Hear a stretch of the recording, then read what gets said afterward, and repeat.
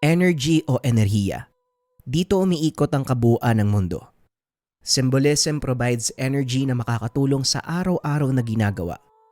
Ito ang may tutulong ng pampaswerte bundles natin. Bundle 1, mantra at kandili. Gawa sa sinukuan ng kahoy ng bawat beads, binasbasan to attract prosperity and good luck sa kahit anong aspeto. Kasama din dito ang piling orasyon na specific to attract good fortune energy. Dragon sa mantra symbolize money at ang bawat kurba sa kahoy ng sinukuan ay nakahulma to attract money, wealth, and good luck. Save 98 pesos kapag bundle 1 ang kinuha. Bundle 2, mantra, kandili, and gabay medalyon. Ang simbolo sa gabay medalyon ay ginamit na nung unang panahon bilang pathfinder. Gagabayan ka sa araw-araw na desisyon sa buhay sa lahat ng aspeto, career, love, money, fame. Kapag clear ang direction kung saan papunta, positibong epekto sa isipan na magreresulta ng magandang outcome. Mantra, kandili attracts money and relieves stress, combine sa energy ng gabay medalyon para klarong patang tatahakin at masiguradong tama ang desisyon sa buhay.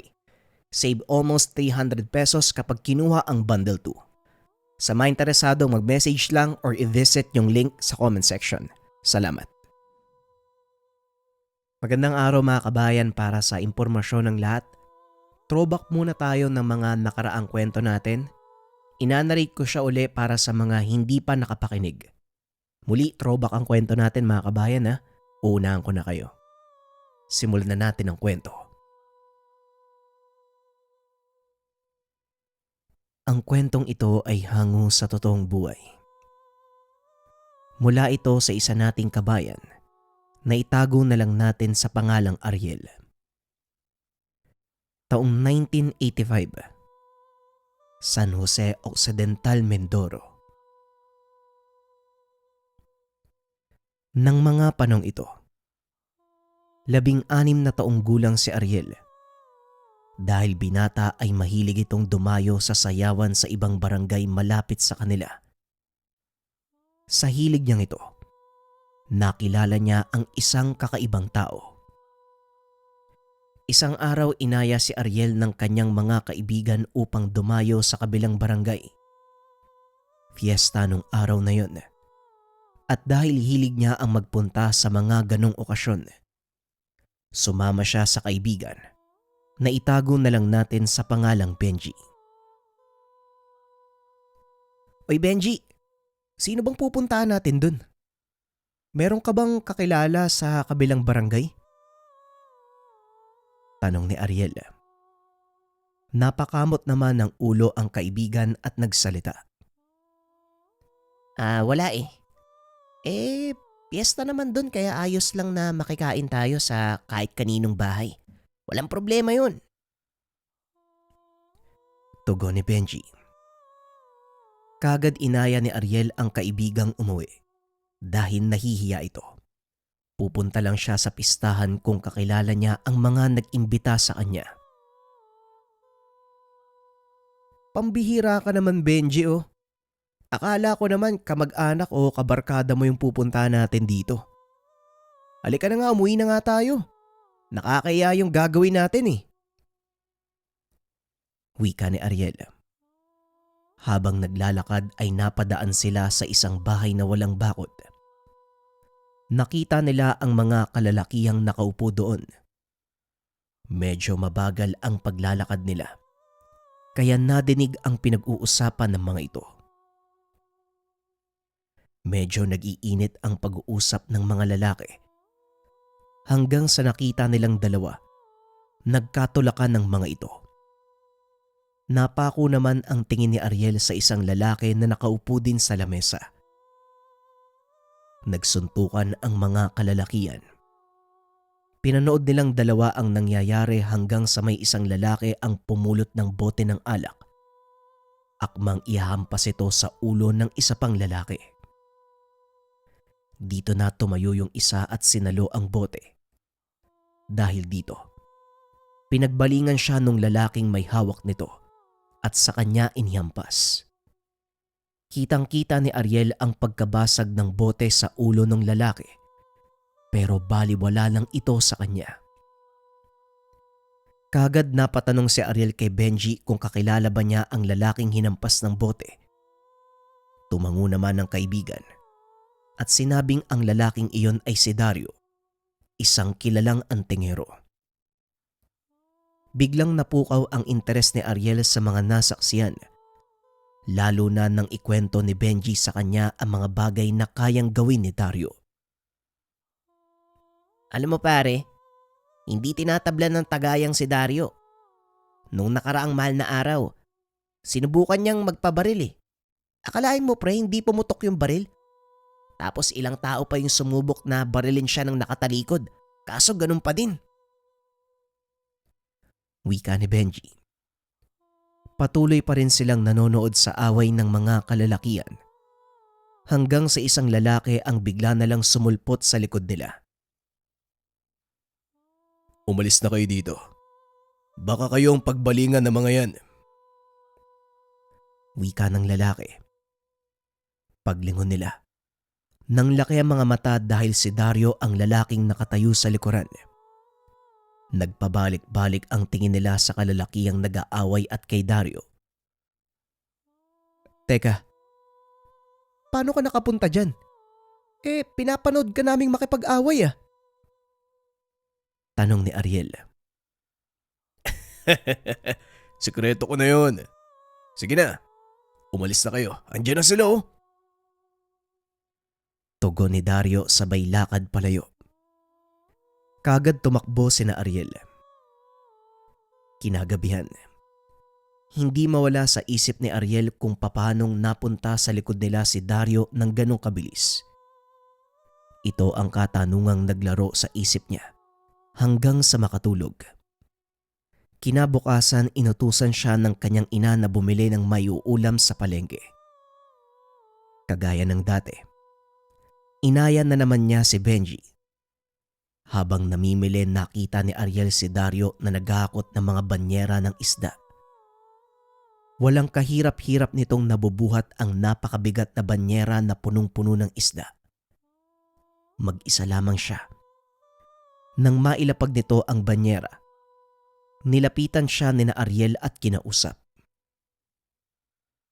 Kuya Dario, sandali lang ha. Grabe ang lakas mo ha. Paano mo nagagawa yan kuya? Manghang tanong ni Ariel. Napangiti naman si Dario at sumagot. Gusto mo bang malaman? O sige, ibili niyo muna ako na may inom. Medyo nauuwaw na kasi ko eh. Wika ni Dario. Dali-dali namang tumakbo ang dalawa para bumili ng soft drinks. Pagbalik nila, ibinigay ito kay Dario. Aba, bilis ah. Sige, doon tayo sa ilalim ng puno ng akasya. Magkikwento ko sa inyo. Napakadaming bagay ang nalaman nilang dalawa mula kay Dario. Isa na nga dito ang kanyang edad. Nasa 20 anyos pa lang ito. Ipinakita din sa kanila ang mga tangang mutya ni Dario. Isa sa mga nagustuhan ni Ariel ay ang mutya ng salsagan. Isa itong uri ng bunga ng punong palma. Ayon kay Dario, nakuha niya ito nung nakaraang mahal na araw. Ito ang dahilan kung bakit hindi siya tinatablan ng bala at taga. Hindi nila namalayan ang oras na maggagabi na. Nakalimutan ni Ariel na inutusan pala siya ng kanyang ina. Pagkarating ng tahanan, halos mapuno ang tenga niya sa sermon. Lalo pang uminit ang ulo ng nanay. Nakangiti pa ito kahit pinapagalitan. Kinabukasan ay bumalik si Ariel sa palengke. Sa pagkakataong iyon, muli niyang nasaksihan ang kakayahan ni Dario. Nang makita niya itong pinagtutulungan ng mga kalalakian, papasagod ang isa sa mga ito at may hawak na itak. Pumulot ng bato si Ariel at ibinato sa lalaki. Tinamaan ito sa ulo, dahilan para mawalan siya ng malay.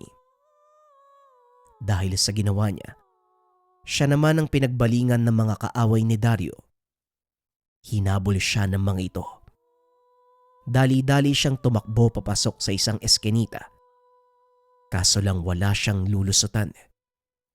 Hindi na din niya magagawang lumabas pa dahil nakaharang na ang mga kalalakihang humahabol sa kanya. Papalapit na sana ang mga kalalakihan kaya naupo na lang siya at nagtakip ng ilong. Inakala niyang malalasog na ang katawan dahil sa bugbog. Pero laking pagtataka. Ilang segundo nang nag-aantay na may sumuntok. Pero wala pa ring tumatama. Nang iangat ang ulo, nakita niyang hawak-hawak ni Dario ang kamay ng taong susuntok sana sa kanya. Hoy, bata yan. Umanap ka ng kasing laki mo. Wika ni Dario sabay tulak sa lalaki. Sinugod siya ng mga ito.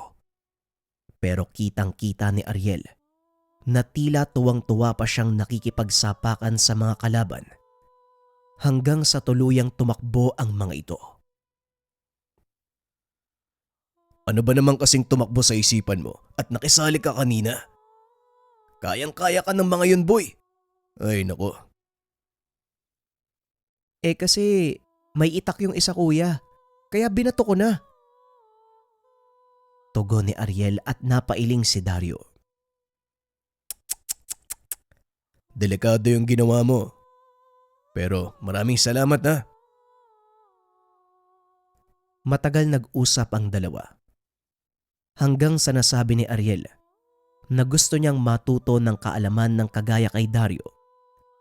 Laking tuwa ng binatilyo dahil pumayag naman ito. Sa susunod na Semana Santa, kung gusto mo talagang matuto, sumama ka sa akin. Aakyat tayo ng bundok. May gusto lang akong kunin. Wika ni Dario. Sobrang saya ni Ariel. Hindi niya binanggit ang bagay na yon sa mga magulang, maging kay Benji.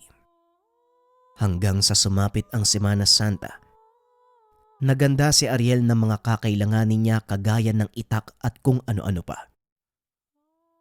Kagaya ng pinag-usapan nila ni Dario. Madaling araw ng Huwebes Santo umalis sila sa bayan. Plano nilang magpalipas ng gabi sa sinasabing bundok ni Dario. Pagkarating doon kagad gumawa ng maliit na kubo si Ariel para may tulugan sila. Habang naghahapunan, sinabi ni Dario kay Ariel ang totoong pakay niya sa bundok na iyon. Ariel, ang totoo. Kaya ako pumunta sa lugar na ito. Dahil sa kagustuhan kong hamunin ang nilalang na nagbabantay dito. Wika ni Dario. Bigla namang natakot si Ariel sa sinabi ng kasama. Pero sa kaloob-looban niya, gusto ding makita ang sinasabing nilalang ni Dario. Pero kuya, masyadong mapanganib ang gagawin mo. Pareho tayong mapapahamak niyan eh. Tugon ni Ariel. Nagwika naman si Dario na pagdating ng oras, magtago siya sa isang lugar na hindi makikita. Huwag lalabas hanggat hindi nito sinasabi. Sumang-ayon naman si Ariel. Ilang minuto pa ang nakalipas, pinatay ni Dario ang kanilang siga. Sinabihan si Ariel na umakyat sa isang puno. Dali-dali namang naganap ang binatilyo ng puno at umakyat doon. Nakita niyang nakaluhod sa lupa si Dario. Nakadipa ang mga kamay. Nakaharap ito sa kanya. Kitang-kita niya ang minsanang pagbuka ng bibig nito na parabang nag-uusal ng dasal. Ilang sandali pa ang lumipas, biglang binalot ng makapal na hamog ang paligid. Halos hindi na makita ni Ariel si Dario, pero kahit papano naaninag pa din niya ito. Medyo maliwanag kasi ang buwan. Mula naman sa likuran ni Dario may isang pares ng pulang mga mata ang nakita ni Ariel. Nagtakip na lang siya ng bunganga nang maaninag ang anyo ng nilalang. Isang napakalaking tao na ang likod ay may mga tinik. Mahaba ang mga kamay nito na lampas sa kanyang tuhod. Ang bunganga nito ay nakabusal.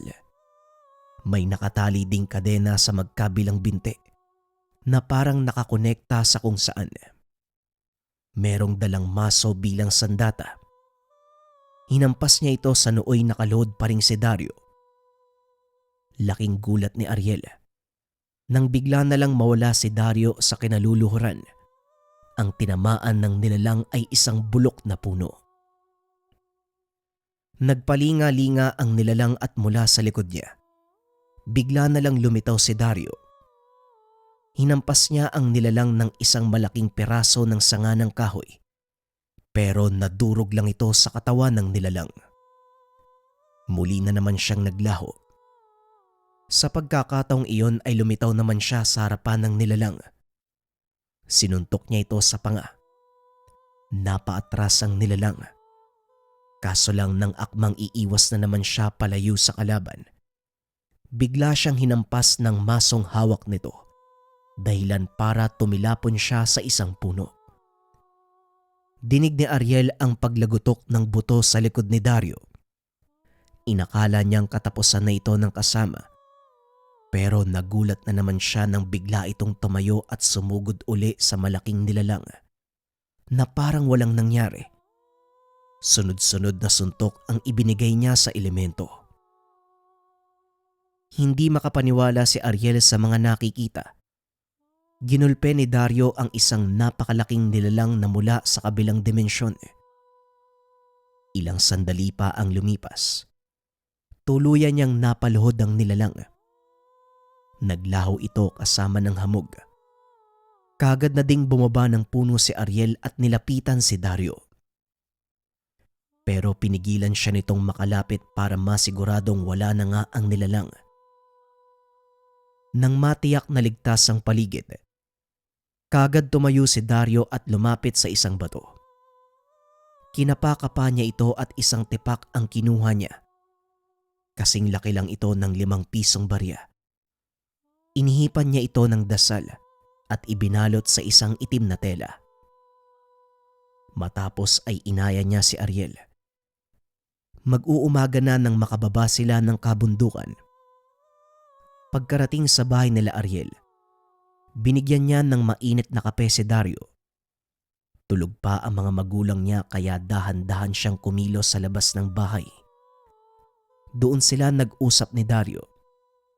Inilabas nito ang tipak ng batong nakuha niya at inabot kay Ariel. Ito Ariel, tanggapin mo. Ingatan mo yan dahil napakalakas ng gamit na yan. Wag na wag mong ipapakita sa iba at wag mong iiwan kung saan-saan. Dahil kapag hindi mo to hawak, kukunin ito ng nagbabantay sa kanya. Wika ni Dario at dagdag pa nito. Ang kinuha niya sa bundok na yon ay isang uri ng mutya na kung tawagin ay bato bantiling. Isang uri ng kagamitan na nakakapagbigay ng lakas, kabal at swerte sa buhay, maging sa kahit anong espeto.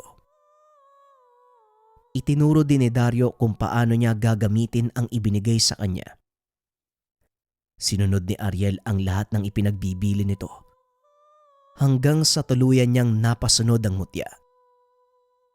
Laking pagtataka ng mga magulang ni Ariel sa kanya dahil biglang nag-iba ang kilos at pananalita nito. Maging ang ugali niya, naging mas magalang at mahinahon magsalita ang binata.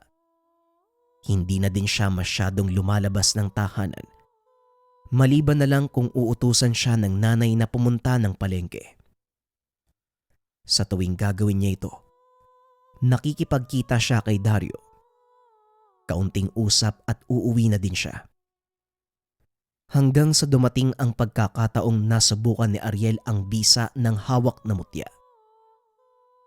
Isang hapon habang naglalakad papunta sa palengke, nakasalubong niya ang kaibigang si Benji.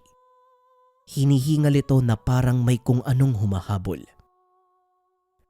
Maya-maya may 3 kalalakihan ang nagpakita. Si Benji ang pakay nila. Hinahabol ito dahil tinakas ni Benji ang pusta sa basketball.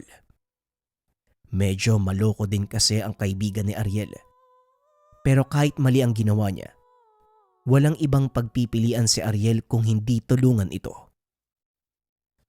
Sandali lang mga kaibigan ha. Baka pwede naman natin pag-usapan. Wika ni Ariel. Pero desidido na ang mga kalalakian. Ibigay mo sa amin yung kaibigan mo para maturuan ng leksyon. Huwag ka nang makisali. Maliban na lang kung naghahanap ka din ng sakit ng katawan. Tugon ng isa sa mga kalalakian. Pinapunta ni Ariel si Benji sa likod niya at sinabing huwag makikialam. Biglang nagtaka si Benji dahil hindi naman ugali ni Ariel ang ipagtanggol siya o makisali sa mga gulong pinapasukan nito. Hindi naman ako papayag na gulpin niyo yung kaibigan ko. Narito yung pera o kunin niyo na tapos umalis na kayo. Kakalimutan ko ang pagharap natin. Pero kung ayaw niyong makinig, sisiguraduhin kong pagsisisihan niyo yung gagawin niyo.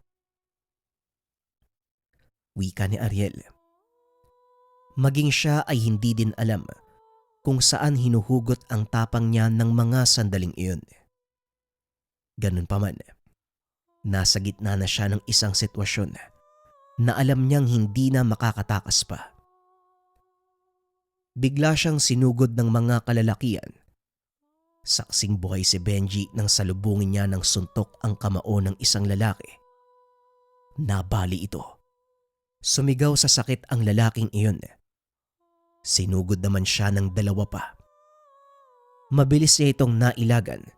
Sabay pang sumubsob sa lupa ang dalawang lalaki. Nang makabangon sila ay sinugod uli si Ariel. Sa pagkakataong iyon, isang malakas sa suntok sa panga ang ibinigay niya sa isa pa. Yung isa naman ay sinikmuraan. Sabay bumagsak ang dalawa sa lupa at nawala ng malay. Sana naman magtanda na kayo. Binigyan ko kayo ng babala eh. Kaso hindi kayo nakinig. Sa susunod na galawin niyo ang kaibigan ko, hindi lang yan yung aabutin niyo. Wika ng lalaki. Kagad inakay ng isang lalaki ang mga kasama at umalis sa lugar. Nang tignan ni Ariel ang kaibigan, nakangangalang ito. Hindi siya makapaniwala sa nagawa ni Ariel.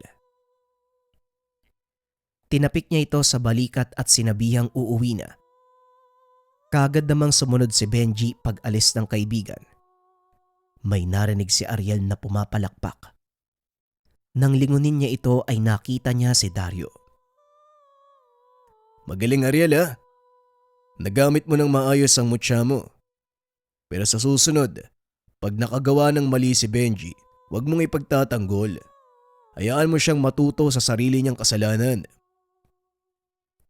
Wika ni Dario. Sabay na naglakad pauwi sina Ariel.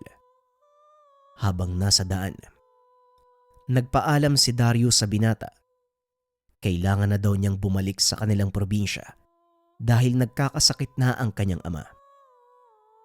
Ikinalungkot naman ito ni Ariel, pero wala din siyang magagawa para pigilan ito. Kinabukasan hinatid niya si Dario sa estasyon ng bus. Kasama nila si Benji ng mga sandaling iyon. Habang nag-aantay lumarga ang bus, masayang nag-uusap ang tatlo. Nang biglang may lumipad na bote papunta sa kanila. Tumama ito sa likod ni Dario. Napasigaw ang mga taong naroon dahil inakala nilang napahamak na si Dario. Nilingon ni Dario ang pinagmula ng bote. Nakita niya ang malaking grupo ng mga kalalakian. Ito rin yung grupong humabol sa kanya. Ariel, umalis na kayo dito. Baka madamay pa kayo. Wika ni Dario pero nagmatigas si Ariel. Hindi Kuya Dario. Tinulungan mo akong maging malakas eh. Ngayon ikaw naman ang tutulungan ko. Tugon ni Ariel. Alam ni Dario na may katigasan ang ulo ng binata, kaya napailing na lang ito. O sige, Basta huwag kang haharang-harang sa dadaanan ko ha. Muling wika ni Dario.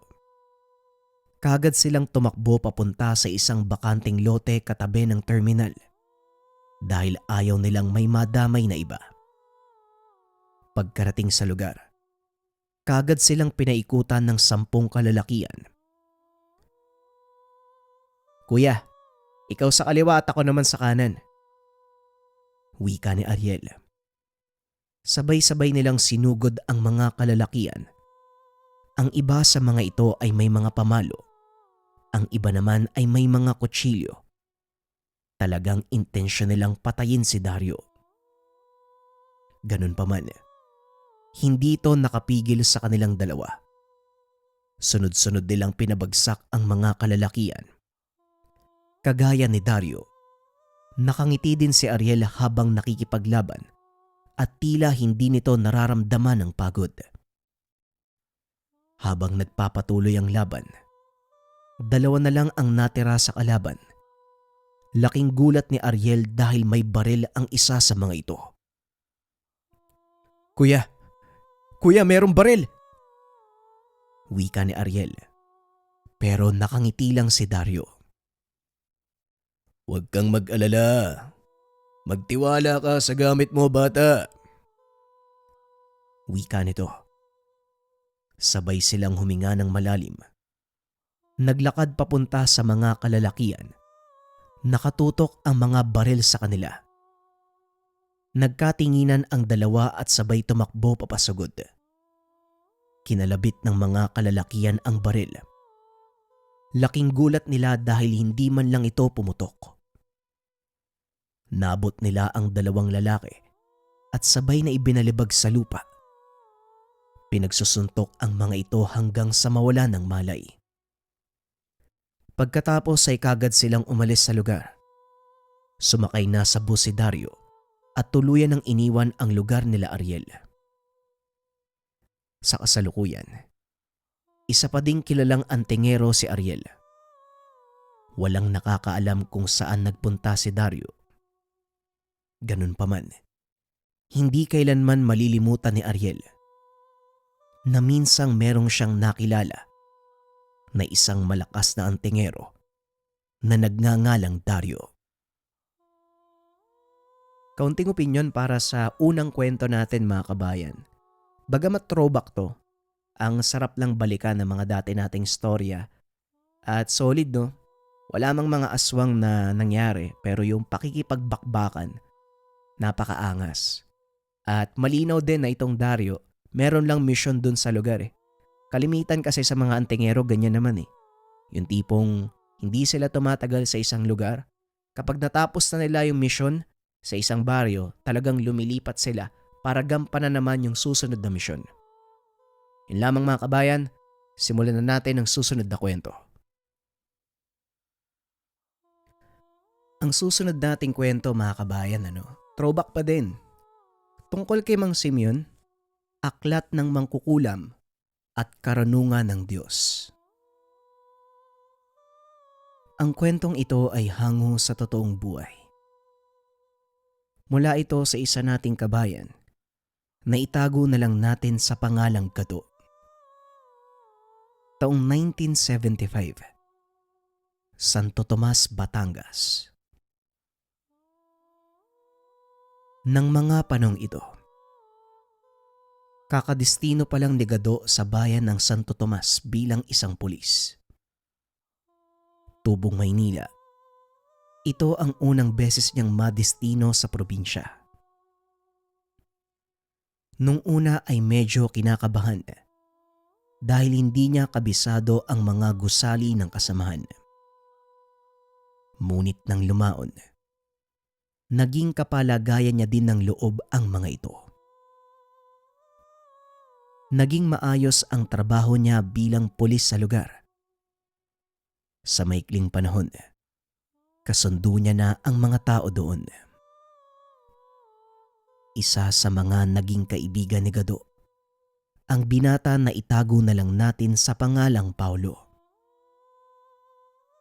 Madalas niyang nakakausap ang binata Palagi nitong ibinibida na kaya mababa ang krimen sa lugar dahil sa lolo Simeon niya. Sir, alam mo bang takot ang mga tao dito sa lolo ko? Alay, hindi naman sa pagbubuhat ng sariling bangko. Apo ko ng isang malakas na albularyo ha. Malakas na albularyo. Wika ni Paulo. Napatawa si Gado dahil ang buong akala niya, nagyayabang lang talaga ito.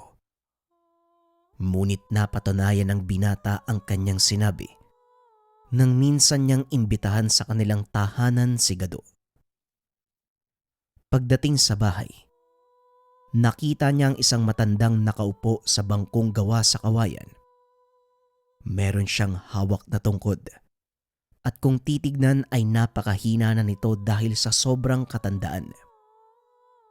Nalaman ni Gado na ito ang lolo ni Paulo nang ipakilala siya nito.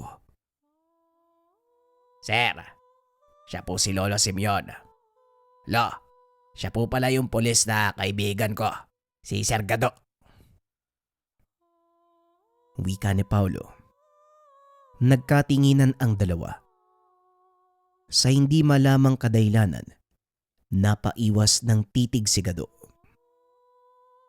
Ay, papasukin mo muna sa bahay ang kaibigan mo nang makapagmeryenda ha. Wika ng matanda. Namawis ng malamig si Gado ng mga sandaling iyon. Hindi nito malaman kung bakit nakaramdam siya ng takot nung magtama ang tingin nila ni Mang Simeon. Ano sir, naramdaman mo yung presensya ng lolo ko, no? Kitang-kita sa mukha mo eh. Pangaasar ni Paulo. Napangiti naman si Gado at nagmaang-maangan. Ano? Hindi ah. Mainit kasi sa labas kaya namamawis ako. Teka, ano bang merienda natin dyan? Tugon ni Gado. Bigla nitong iniba ang usapan para hindi mapaghalataan na tama ang sinabi ni Paulo. Habang kumakain ang dalawa, pumasok si Mang Simeon. Muli na namang naramdaman ni Gado ang kakaibang presensya ng matanda.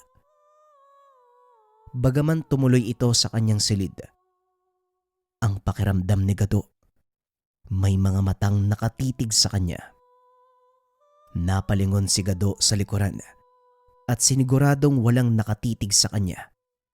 Tinanong niya si Paulo. Sabihin mo nga sa akin, bakit ganun yung pakiramdam ko sa tuwing nandyan yung lolo mo? Parang may mga nakatingin sa likod ko. Nakakakilabot eh. Tanong ni Gado. Tinawanan siya ng binata at tinugon. Hindi ba sabi ko sa'yo, kinakatakutan ng lolo ko dito.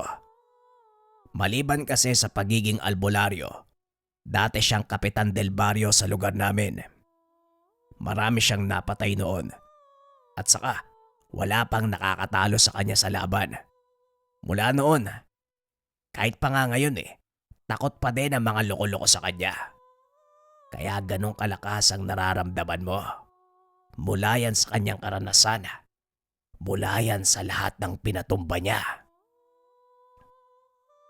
Tugon ni Paulo. Namangha si Gado sa kwento ng binata. Kaya pinili niyang magtanong-tanong sa paligid tungkol kay Mang Simeon. At dito napatunayan na totoo ang sinasabi ni Paulo. Isang matanda ang napagtanungan niya. Pinaliwanag nito ang lahat tungkol sa matandang albularyo. Hindi kinakatakutan si Mang Simeon sa lugar na ito. Nire-respeto ang kanyang reputasyon. Isang patas na pinuno. Walang kinakatakutang manggagamot. Ilang mangkukulam at aswang na din ang pinatay niya noon. Kaya wala masyadong nangangahas na gumawa ng masama sa baryong ito. Hanggat buhay si Mang Simeon, mananatiling gano'n ang baryo namin. Pagpapaliwanag ng matanda na ang pangalan ay Tatang Andoy. Isa ito sa mga naging tanod ni Mang Simeon, kaya kilalang kilala nito ang matanda. Dahil sa mga narinig, mas lalong tumindi ang pagdanais ni Gado na kilalanin si Manong Simeon. Gusto nitong mapatunayan kung totoo ang sinasabi ng mga tao tungkol sa matanda. Hindi naman ito pinagdamot ng kapalaran dahil isang hapon nakatanggap ng tawag si Gado tungkol sa isang kaguluhan. Bilang malapit sa lugar, dali-dali siyang rumisponde. Pagdating niya sa lugar ay nakitang akmang tatagain ng isang lalaki ang matanda. Nakaangat na ang kamay nito, kaya hindi na nagdalawang isip si Gado na barilin ang lalaki. Wala siyang kaalam-alam na ito pala ang magdudulot sa kanya ng kapamakan. Biglang nagsipulasan ang mga taong nanonood nang makita nilang bumulagta ang lalaking may hawak na itak. Nilapitan ni Gado ang matandang lalaki at itinayo. Ngunit sa halip na magpasalamat ay nagalit pa ang matanda. Ano sa palagay mo ang ginawa mo? Anak ko ang lalaking binaril mo. May sakit siya sa isipan. Alam ko ang gagawin sa kanya. Bakit mo naman siya binaril? Wika ni Mang Celso. Hindi nakasagot si Gado. Dala ng kanyang pagkabigla. Hindi na ito nakapag-isip pa. Pasensya na po. Iniisip ko lang naman yung kapakanan nyo, Manong eh. Hindi ko po alam na may sakit pala yung taong yun. Patawarin niyo po sana ako. Handa po akong tanggapin ang anumang reklamong isasampa niyo sa akin. Ngunit sana po, isaalang-alang niyo, nakaligtasan niyo ang tanging iniisip ko kung bakit ko binaril yung lalaking yun. Tugon ni Gado sabay lakad palis. Hindi kami dudulog sa batas ng tao. Sa halip, ang batas ng lahi namin ang susundin ko. Buhay kapalit ng buhay.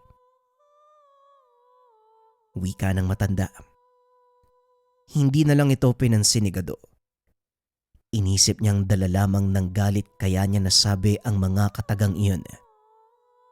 Ngunit pagkarating niya sa presinto, laking gulat ni Gado dahil pinatawag siya ng kanilang hepe. Gado, alam mo ba kung ano yung ginawa mo? Maaari kang matanggal sa serbisyo. Nakarating na sa amin ang ginawa mong pumamaril sa isang may kapansanan sa isipan. Alam mo bang, hindi naman ako nag-aalalang matanggal ka sa tungkulin bilang pulis eh. Ang inaalala ko, yung kwentong gumagala sa paligid. Yung matandang lalaking yun. At yung sintu-sintong binaril mo, mga mangkukulam. Yun yung kinakatakot ko para sa'yo. Wika ng hepe. Bahagyang napangiti si Gado sa narinig. Ano po? Mangkukulam. Hepe naman naniniwala po kayo sa ganun. Wala po yung mga ganyan. Kwentong barbero lang ang lahat ng tungkol sa mga mangkukulam. Pero handa po akong harapin kung anumang kaso ang isasampa nila. Alam kong kasalanan ko din yung nangyari. Nabigla po ako eh. Wika ni Gado. Napailing na lang ang hepe at muling nagsalita. Sa pagkakataong iyon nakaramdam ng takot si Gado. Alam kong mahirap paniwalaan ng mga mangkukulam, Gado. Pero sasabihin ko sa'yo, ako mismo magpapatunay na totoo sila. Wika ng hepe. Inangat nito ang uniforme. Ipinakita ang tiyan na puro naghilom na sugat. Na animoy pinasukan ng kung anong hayop ang katawan ng hepe. Anak ng, ano pong nangyari sa tiyan nyo? Tanong ni Gado. Gawa to ng isang mangkukulam, Gado. Maniwala ka o hindi, kamuntikan ako mamatay dahil doon. 50 uod at bulate ang nakuha ng manggagamot sa akin. At kung hindi dahil sa taong yun, malamang pinagpepiesta na ako ng uod. Wika ng hepe. Nabuksan ang kuryosidad ni Gado dahil sa sinabi ng hepe. Sino naman po yung albularyong tumulong sa inyo, hepe? Tanong ni Gado. Kilala siya sa tawag na Mang Simeon. Nanlaki ang mga mata ng binata dahil maging ang hepe nila, nagawa din palang gamutin ni Mang Simeon. Kilala ko po ang taong yun. Ang totoo, nakapunta na ako sa kanila, hepe. Kakaiba ang presensya ng matandang yun. Nakakatakot pero nakakakalma ng kalooban. Yung tipong kapag nasa tabi ka niya, alam mong ligtas ka dahil sa lakas ng enerhiya. Wika ni Gado. Matapos ang usapang iyon ay kagad siyang umuwi. Wala namang kakaibang nangyari sa kanya, kaya inakala niyang ayos na ang lahat. Ilang araw ang lumipas, napansin ni Gado na parang may iba sa kanyang katawan. Laking gulat ng binata dahil pagkatapos maligo, nakita niyang may lumalabas na mga bukol sa dibdib at likuran. Kaya ng araw na yon ay pinasya ni Gado na pumunta kay Mang Simeon. Dali-dali siyang nagbihis at lumakad. Sakto namang paglabas ng tahanan ay nakasalubong niya si Paulo. Sir, pinapapunta po kayo ni Lolo Simeon sa bahay. Ay ang sabi niya, importante daw po. Wika ni Paulo. Sakto nga eh. Doon talaga ako papunta ngayon. Kasi merong kakaibang nangyayari sa katawan ko eh. Tugon ni Gado. Dali-dali silang nagtungo sa tahanan ni Lolo Simeon. Laking gulat nito nang sabihin mismo ng matanda ang nangyayari sa kanya. Natatandaan mo ba ang sinabi ng isang matanda sa iyo? Ilang araw nang nakakalipas. Eto na yon. Isang malaking pagkakamali ang ginawa mong pagpatay sa anak ng isang mangkukulam. Laking pagtataka ni Gado kung paanong nalaman ni Mang Simeon ang sinabi ng matanda.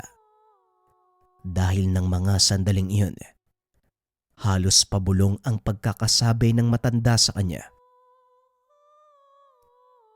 Teka, Manong, paano niyo po nalaman yung sinabi sa akin? Wala naman po akong ibang pinagsabihan nun ah. Napangiti ang matanda at tumugon. Chismoso ko eh, kaya alam ko. May tenga ang lupa. At may pakpak ang balita, Otoy. O siya, tama na ang tanong. Kailangan nating agapan ang ginawa ng matandang mangkukulam na yon bago ka pa pagpiestahan ng kung anong mga insekto. Matapos magsalita, pumasok ito sa loob ng kwarto. Nang lumabas, hawak niya na ang mga gamit sa panggagamot. Dagdag pa ng matanda. Isang malalim na sumpa ang ginawa ng mangkukulam. Unti-unting mauupos ang katawang lupa mo. Hindi kagaya ng ginawa mo sa anak niya. Unti-unti kang papatayin ng mangkukulam na para bang nauupos na kandila. Nanlamig si Gado sa sinabi ng matanda. Manong, ano po yung pwede kong gawin? Tanong ni Gado. Wala kang dapat gawin. Tama nang may isang inosenteng buhay ang nawala nang dahil sa padalos-dalos na desisyon. Wika ni Mang Simeon. Natahimik si Gado sa sinabi ng matanda. Kagad nagpatuloy si Mang Simeon sa kanyang ginagawa. Nag-usal ito ng mga dasal at inihip sa noo ng binata. Matapos ay gumawa din ito ng pausok at ipinaikot sa kanyang katawan. Pinahiran ng langis ang mga bukol sa katawan at binigyan ng isang pangontra. Huwag na huwag mong tatanggalin ang pangontrang yan dahil sa oras na mawaglit ito sa katawan mo. Siguradong tutuluyan na ng mangkukulam ang iyong katawan. Sa mga sandaling ito, alam niya na ako ang nanggagamot sa iyo. Kaya hindi siya mangangahas na kalabanin ako. Pero sa oras na makahanap siya ng butas, sigurado ang kamatayan mo, Utoy. Wika ni Mang Simeon. Pinayuhan din ito si Gado na wag munang uuwi sa kanila. Dahil sa oras na mamataan ng mga kaaway na mag-isa siya, walang magagawa ang ibinigay na pangontra ng matanda. Matinding pag-iingat ang ginawa ni Gado. Ngunit tila sinasadya ng pagkakataon na mag-cruise ang landas nila na mangkukulam na si Mang Celso. Isang umaga habang naglilibot sa palengke, hindi niya sinasadyang nakabanggaan ang isang lalaki. Hindi siya naka-uniforme ng mga sandaling iyon dahil may hinahanap silang isang mandurukot nang bibiktima sa lugar. Magiging takaw atensyon kapag suot niya ang uniforme. Kagad siyang humingi ng paumanhin sa lalaki. Ngunit salip ng palampasin na lang, nagalit pa ito. Tumingin ka kasi sa dinadaanan mo. Hindi mo ba ako kilala? O gusto mong magpakilala ako sa'yo? Wika ng lalaki na nagngangalang Isko. Hindi na ito pinatulan pa ni Gado. Salip ay naglakad na ito palayo.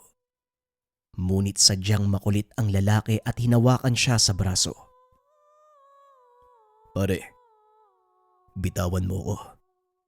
Kung hindi, pagsisisihan mo ang ginawa mo. Napangiti ang lalaki at tumugon. Pagsisisihan? Baka ikaw ang hindi na makauwi sa bahay niyo. Wika ni Isko. Nag-init ang ulo ni Gado dahil sa sinabi nito. Kagad niyang kwinelyuhan si Isko at naglabas ng posas. Sira ulo ka pala eh. Hindi mo ba alam na pulis ako? Halika, doon ka sa presinto magpaliwanag. Wika ni Gado. Kinaladkad niya si Isko. Ngunit ang ipinagtataka niya kung bakit nakangiti ito at parang kampanting-kampante sa kabila ng sinabi ni Gado na makukulong siya. Sigurado ka ba sa ginagawa mo? Baka naman nabibigla ka lang. Huwag mo sanang pagsisihan to. Muling wika ni Isko. Hindi na ito pinansin pa ni Gado. Salip ay tinuluyan niya ito at ipinasok sa karsel. Diyan ka muna. Pag-iisipan ko ang ginawa mo. Wika ni Gado. Ngunit hindi mawala ang nakakalokong ngiti sa mukha ni Isko. Akmang aalis na sana, kaso nga lang bigla itong nagsalita. Siguro naman pamilyar sa'yo si Mang Celso, hindi ba? Para sa kaalaman mo, pamangkin niya ako. At sa oras na malaman ng chewin ko ang ginawa mo sa akin, siguradong mananagot ka. Wika ni Isko. Natigilan si Gado sa mga narinig. Nanlamig ito. Bagyang nakaramdam ng takot. Hindi na lang niya pinahalata kay Isko. Salip ay dali-dali siyang lumabas ng presinto upang magpunta kay Mang Simeon. Pagdating niya sa bukana ng bakuran, kaagad siyang sinalubong ni Paulo. Sir, tamang-tama yung dating nyo. Pinapatawag kayo ni Lolo. Tara po, nasa loob siya. Eh kanina ka pa inaantay. Wika ni Paulo. Bakit naman daw? Anong meron? Tanong ni Gado. Hindi na sumagot pa si Paulo. Sa halip ay nagkipit balikat na lang at tumuloy sa pagpasok ng bahay. Nakaupo lang sa sala ang matanda habang hawak ang isang itim na aklat. Pinaupo nito si Gado at nagsimulang magsalita. Hindi ba sinabi ko sa'yo na huwag kang gagawa ng kahit ano na makakasama? Pero tignan mo ang ginawa mo. Ngayon wala na akong ibang pagpipilian kung hindi labanan si Celso. Pinapunta kita dito dahil may mahalagang bagay akong nais ibilin sa'yo. Tatapatin kita, Gado. Hindi na ako ganong kalakas at alam kong sasapit na ang dapit hapon ng buhay ko. Nakita ko sa iyo ang aking sarili. Mapusok, mainitin ang ulo, padalos-dalos kong kumilos. Ngunit sa kabila ng mga negatibong katangiang nabanggit, nakikita ko din ng kakaibang pusong nais tumulong. Banayad, payapa, busilak. Handang tumulong kahit ibuwis ang sariling buhay. Wika ng matanda. Teka lang po, Manong. Bakit nyo naman po sinasabi ang lahat ng yan? Tanong ni Gado. Naramdaman nito na tila namamaalam sa kanya si Mang Simeon. Ulila, sama at ina itong si Paulo. Nakita kong malapit sa iyo ang apo ko. Isang bagay lang ang nais kong gawin. Yun ay alagaan ng batang yon. Pagsapit niya sa tamang edad, kusang lalabas ang likas niyang kakayahan. Kagaya ko ay isa rin siyang bertudes. Pag dumating ang araw na yon, ibigay mo sa kanya ang itim na aklat na ito. Hindi na nakapagsalita pa si Gado. Ramdam niya ang bigat ng sitwasyon. Napagtanto na wala siya sa lugar upang magtanong ng kung ano paman. Nauunawaan ko po ang kahilingan nyo at nagpapasalamat po ko sa pagtitiwala. Pasensya na po kung kailangang humantong sa ganito. Hindi ko rin naman po ginusto, Manong eh. Kung maibabalik ko lang ang panahon, gagawin ko. Para hindi nyo na kailangan magbuwis ng buhay. Pasensya na po kayo. Kapag nakakakita po ako ng mga taong kailangan ng tulong, hindi po nagdadalawang isip ang katawan ko na gumalaw. Wika ni Gado. Umiling si Mang Simeon at muling nagsalita. Hindi mo kailangang humingi ng tawad. Nakatadhana itong maganap. Nagkataon lang na ikaw ang natapat sa sitwasyon. Naging kasangkapan ka lang para maisakatuparan ang matagal na nakatakda na pagharap namin ng angkan ni Celso. Matapos magsalita ni Mang Simeon, biglang pumasok si Paulo habang sapo ang kaliwang braso. Nakita ni Gado na tumutulo ang dugo mula dito, kaya dali-dali siyang bumunot ng baril at lumabas ng bakuran. Nakita niya ang mga kalalakihang may hawak na itak. Tinutukan niya ang mga ito. Akmang magpapaputok na sana nang pigilan siya ni Mang Simeon. Wag, Gado. Kagaya ng sinabi ko, hindi mo ito laban. Mas makakabuti kung hahayaan mo kung harapin ang pangkat ni Celso. At isa pa, kargado ng dasal mula sa aklat ng mangkukulam ang mga taong yan. Hindi tatalabang bala mo sa kanila. Wika ni Mang Simeon habang inaabot ang isang itak at ang itim na aklat. Eto, hawakan mo at pakaingatan. Gamitin mo ito. Kapag naisakatuparan na ang kapalarag ko, umalis kayo sa lugar na ito at isama mo si Paulo. Ipangako mong aalagaan at poprotektahan ang aking apo.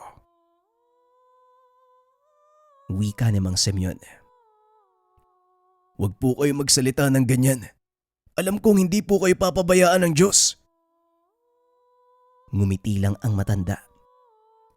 Naglakad palabas ng bakuran upang harapin ang mga kalalakian. Magandang hapon sa inyo. Anong may tutulong ko? Bungad nito sa mga kalalakian. Alam mo naman siguro kung anong pakay namin, di ba? Wika ng lalaki. Sabay unday ng taga kay Mang Simeon. Nakatingin lang si Gado. Nanlaki ang mga mata niya. Nang biglang huminto sa kalagitnaan ng pag-atake ang mga kalalakian. Pinagmamasdan nito si Mang Simeon. Hindi man lang ito kumikilos sa kinakatayuan. Wala itong ginagawa kung hindi titigan ang mga kalalakian. Ang lakas ng loob niyong sugurin ako sa sarili kong bakuran. Sa palagay niyo, papalampasin ko ito. Nagkakamali kayo. Wika ng matanda sabay kumpas ng kanyang kamay. Tumilapon ng lalaking nakaamba sa kanya ng taga. Matapos ay itinaas ng matanda ang mga kamay sabay na nalangin. Panginoong may likha ng langit at lupa, makapangyarihan sa lahat ng kapangyarihang itinalaga sa mundo, Hari ng mga hari at Diyos ng mga Diyos. Sa huling pagkakataon, muli kong hingin sa iyo ang mapagpala niyong saklolo. Naway may sa katuparan ko ang aking tungkulin. Nalinisin ng iyong daan sa muling pagbabalik. Matapos niyang manalangin, inusal ng matanda ang isang dasal. Salitang Latin. Sa isang kisap mata ay naglaho ang matanda. Nang muli itong magpakita ay nasa likod na siya ng mga kalalakian. Nanigas ang katawan ng mga ito at sa hindi maipaliwanag na kadahilanan, nagsipagbagsakan sila. Maya-maya ay nagpakita ang isang matanda. Kagad itong nakilala ni Gado. Walang iba kung hindi si Mang Celso. Sa wakas, sa inabahaba ng panahon, muli tayong nagkaharap. Wika ni Mang Simeon. Nang mga sandaling iyon maayos na ang kalagayan ni Paulo, nagulat si Gado nang bigla itong magsalita. Pinaliwanag ng binata ang kasaysayan sa likod ng dalawang matanda. Ayon kay Paulo, dating magkasama sa pag-aaral ng lihim na karunungan ang dalawa sa pagtuturo ng iisang maestro. Kapwa naging malakas sa kanilang larangan. Pinili ni Mang Simeon maging manggagamot na lingkod ng Diyos. Samantalang si Mang Celso naman ay hindi na kontento sa kung ano ang nakamtan. Naghangad pa ito ng higit na kapangyarihan at inaral ang kaalaman ng kulam. Dalawang muka ng barya kong ituring si Lolo Simeon at Mang Celso. Kapwa ay tinakdang magharap sa tamang panahon. At sa palagay ko, ito na ang panahon na yon. Wika ni Paulo. Habang nagsasalita, nagsimula na ang tagisan ng dalawang pantas.